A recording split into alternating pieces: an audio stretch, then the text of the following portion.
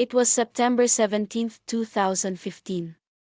An American missionary named Lane Michael White had just landed in the Philippines, excited for his mission. But what was supposed to be a routine arrival quickly turned into a nightmare. As White approached security, officers stopped him. Their faces serious, their voices firm. They told him they had found bullets in his luggage. White was stunned. He had never carried bullets in his life. But his pleas fell on deaf ears. Instead, he was detained and held at the airport police facility for 6 days.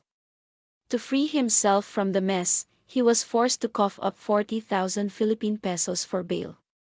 What seemed like a bizarre incident at first turned into a nationwide scandal. Soon, other victims started coming forward. Tourists, Filipino overseas workers, anyone and everyone could be targeted. The Tanim-Bala, or bullet planting, scam was exposed. Corrupt airport security personnel planted bullets in passengers' bags and then demanded bribes to resolve the issue.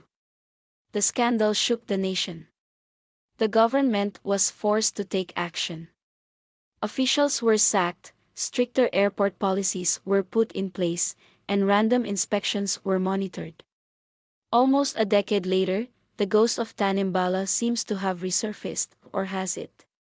On March 6, 2025, a 69-year-old Filipina traveler named Ruth Adele was set to board her flight to Vietnam.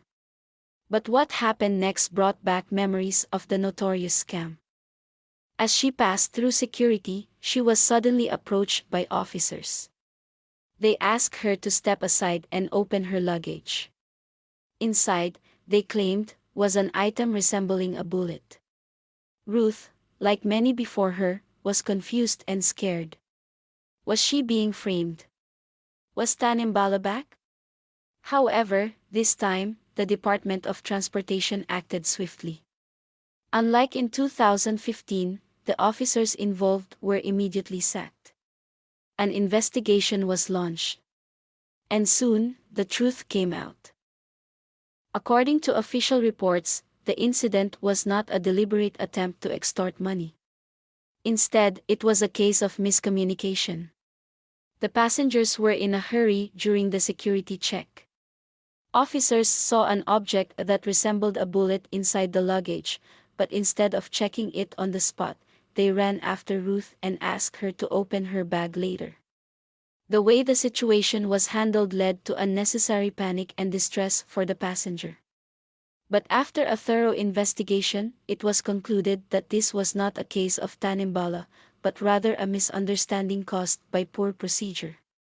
So, does this mean Tanim-Bala is making a comeback in the Philippines? The answer is no. Unlike the systematic extortion scheme of the past, this was a single incident caused by a procedural lapse. The swift action taken by authorities proves that the government is no longer tolerating any misconduct at airports. While the memory of Tanim-Bala still lingers, it seems that this time, it was just a false alarm. As travelers, it's always good to stay vigilant, but we can also take comfort in the fact that the Philippine government is now quick to respond to such cases. What do you think?